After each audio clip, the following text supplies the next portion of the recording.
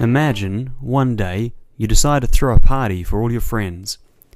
You get out your phone and you start inviting people. You want a really big party, so you say, anyone can come. And on the big day, you get your place ready for the party. And you're really excited to see everyone. And pretty soon, the guests all start arriving. After a while, everyone you're expecting has arrived and you're having a really good time. But then the doorbell goes, and you think, I wonder who that is. Must be someone I've forgotten about. And it is. Someone who you definitely did not want at the party. It's your neighbour Brian. Brian has to be one of the most annoying people you know. He's rude, grumpy, he moans a lot, and he's not so flash on personal hygiene. He's the last person you want at your party. But before you know it, he goes straight inside without even saying hello. And he goes up to your guests and he's rude. He helps himself to drinks and food. And he generally acts a little weird towards your friends. And understandably, you feel pretty upset, embarrassed and angry. And before long, you go over to Brian and tell him, that's it, it's time for you to go. And you throw him out of your party. Once he's gone, you feel relieved. You go back to the party and start to enjoy yourself. But after a while, you hear the doorbell again. And when you go to check who it is, you realize Brian has come back.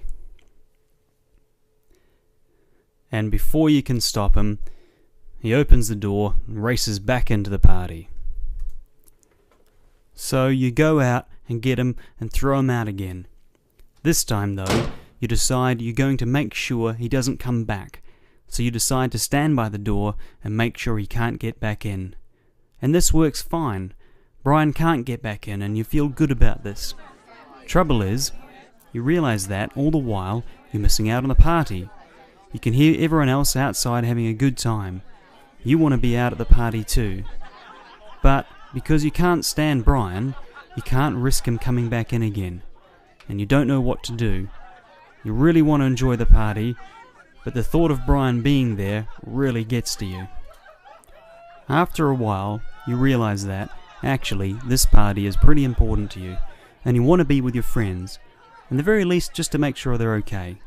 So you decide to go back out, and you say to yourself, if Brian comes out, that's how it goes. And sure enough, after a couple of minutes, Brian comes back in and starts being annoying again. But this time something's different. You don't ignore him, because he's pretty hard to ignore, but you decide just to get on with the party and talk with your friends, and you start to notice some interesting things.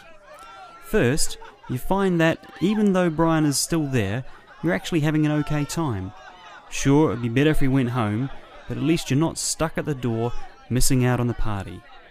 Second, you notice that when you're not trying to get rid of him all the time, he calms down a little bit. He's still a pain and still smells, but he's not so rowdy. And then after that, you start to notice some other things about Brian you hadn't actually seen before.